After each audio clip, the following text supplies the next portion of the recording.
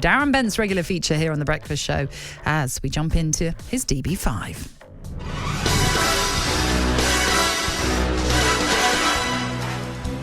Shaken, not stirred. Ashley Young into the penalty, right footed, side footed towards the far post, comes back to Darren Bent, and Darren Bent scores on his debut. No, Mr. Bond, I expect you to die.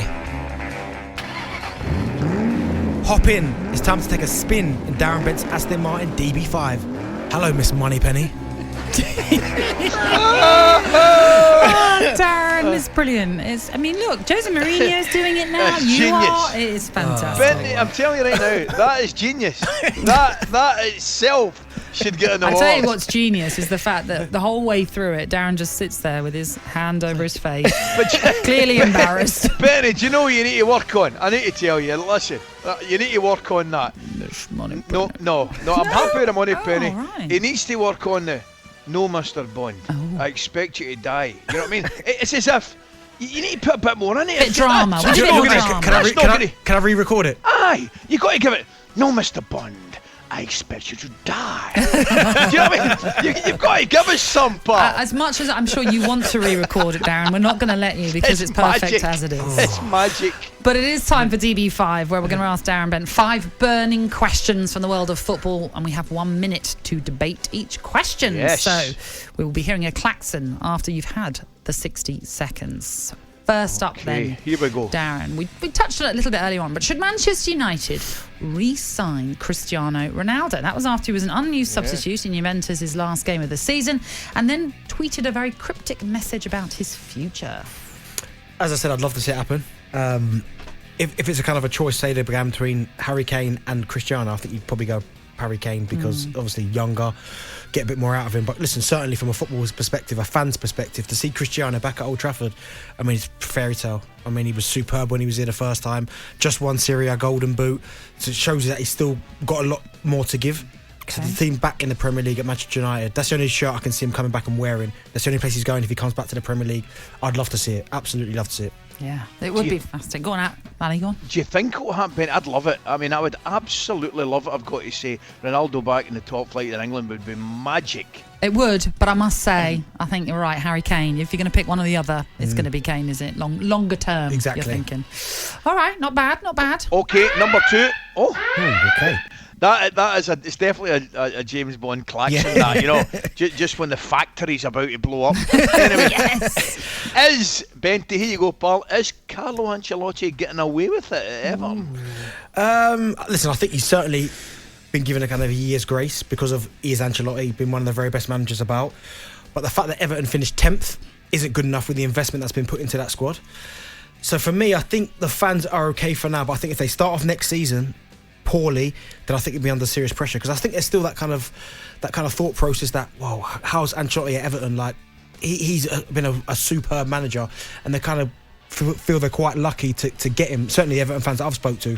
But I think if he starts off this 1 year grace period, but I think if they start off next season poorly, I think he'll be under serious pressure and the fans will start to get on his back. Well, let's not forget, Ali, they were second on Boxing Day. Top earlier on this season as well. Exactly. I think they won their first 6 or 7, didn't they? They did a fantastic start of the season, and everybody rightly was raving about Everton. I didn't think it was going to continue like that. I never thought for a minute it was going to continue like that, but I must admit, Benny, I thought the home form in particular...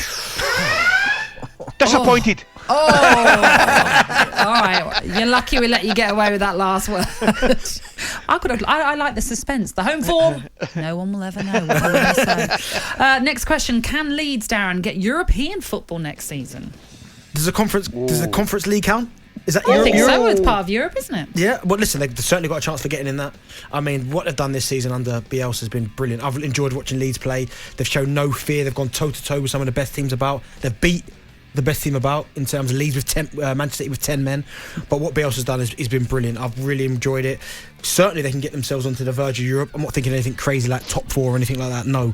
But I think certainly 7th, maybe 8th, 7th. Because what gets you in the conference? 7th. 7th. Certainly they can get 7th. I think if they could add 1 or 2 more additions to the squad they've already got, and they still play with that intensity, that enthusiasm, there's no reason why they can't get on the verge of Europe anyway. Certainly around that 7th, 8th slot. Technically, they're only about 4 points away from doing it when you're bearing in goal difference. Of course, but I think a lot of teams will get better next season. I don't think it'll be as kind of all over the place it has been this season, but I think certainly they could be on the verge. Ooh, so it's not going to be second season syndrome. No.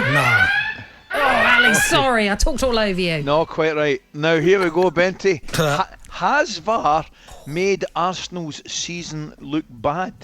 No, Arsenal's play has made Arsenal look bad. Yeah. You could point to VAR and they've had a number of decisions against them, but quite frankly, they just haven't been good enough. I mean, they give mistakes away, they try and play it from the back, they get punished. So you can blame VAR to a point in terms of decisions going against them, but Arsenal's all-round play, genuine play, for me, they've just not been good enough. They've been poor in games, they've been battered in others, they've lost games they shouldn't have lost. There's been no real organisation, so you can't really point fingers at VAR. I think that's a little bit unfair. I think Arsenal need to look at themselves. Do you know what though, Ali and Darren? Had there not been any VAR, they'd be 4th in the table. No way! Decisions went so badly against Arsenal that yes, they ended up, as you know, finishing in 8th, but they would have finished 4th had those decisions not been overturned. Well, that tells you need to know. VAR's got to go. Yeah, they had the most to overturn. I know they didn't actually. Liverpool had the most, but when you're bearing in mind how many they went for them and against them, yes, wow. Arsenal unlucky. Okay, should any Premier League clubs be looking to sign Eden Hazard or Gareth Bale this summer, Darren? Yeah, do you know what? I was thinking about this morning. I could see Hazard, Chelsea, back to Chelsea. That makes sense to me, that does. Because he was brilliant when he was at Chelsea. And I think Roman would probably look at that a year on. It's not gone as well as probably Hazard would have liked. But if you can get him back and then get him into some kind of shape, I think Chelsea fans would love to see him come back. Eden Hazard. Bale, with the wages that he's on, he's going to have to take a massive cut. So I can't really say. I'm not quite sure. Man City wouldn't. United probably wouldn't. Liverpool potentially maybe in for Bale. But out of the two, I think Hazard back to Chelsea. Went for a staggering amount of money. How much is it going to cost now? Well, I think not as near that. Nowhere near that. So I think it'd still be a good hefty whack. But I think Chelsea would be prepared to play it to bring him back. Because what is he? 30, 31? 30. I think you've still got good years in Hazard. So, and obviously the Chelsea fans loved him. So I can see that one happening. The only thing I would say to that is, I mean, I thought he was phenomenal at Chelsea and I loved him at Chelsea. I think Chelsea have moved on a little bit, Bent, in the respect, Pulisic, Havertz, Mount. Yeah. I just think Chelsea fans would love to see that. Hazard back at Chelsea. Do you know what's amazing though? How my body is riddled with fear every time I heard that klaxon. Even Scott, the producer, shouted to me there, "Just carry on if you want," because he felt my fear through the phone. I just stopped talking. Which doesn't quite work on radio. No, it's not ideal. No, indeed. But interesting. I wonder, Eden Hazard back to Chelsea. You think that's a goer, Darren Bent? Potentially. Considering, it's not been a great spell for him at Real Madrid. No, and he didn't endear himself, did he, to the Real Madrid fans when he supposedly turned up a little bit overweight and a little bit unfit, so they said. But sometimes it takes the players a little while to settle in there. Because I remember, was it Modric went there? And I think he was voted one of the worst signings in Real Madrid's history his first year. Really? And then look, he went on to win Ballon d'Or and be one of the absolute best, by the way. It was funny though, Darren, Natalie, when I went to I think I said to you earlier, I did the Chelsea-Real Madrid game at the bridge, and it looked a shadow of himself. Yeah. Hazard, he really did. He genuinely just looked, I wouldn't go as far to say he's lost, but he didn't look anything like the player that we saw at Chelsea in his good years. Well, you know, when a player, though, is scrutinised, and a lot of players are scrutinised at Real Madrid, and we've seen what's happened with Gareth, Bale, and okay, there haven't been fans around in the stadiums, but when you do have that sort of shadow behind you, if you like, it must be quite hard to regularly go out and perform when you know that people aren't backing you necessarily. It's got especially at that club. You think about Gareth Bale, what he's achieved at Real Madrid, and for him to still get the stick that I know maybe towards the end he's maybe not acted in the right way, but even before that when he was getting stick, talk about a guy who won that many Champions League, big goals in big finals, by the way, Gareth Bale, and to still get that kind of stick, it must be tough. But that's why I think if Hazard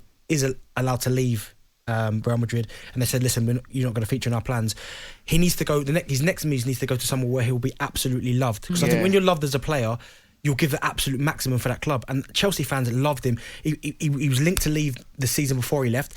He went about it the right way. His last season at Chelsea, he didn't throw his toys at the pram. He was brilliant again that last season. And Chelsea fans will remember that. So if he goes back there, there's no reason why the fans won't love him again and he can't get himself back into the Hazard that we all know. talkSPORT Breakfast with Laura Woods. Monday to Wednesday morning, 6 till 10. On AM, on DAB, via the talkSPORT app and on your smart speaker. talkSPORT.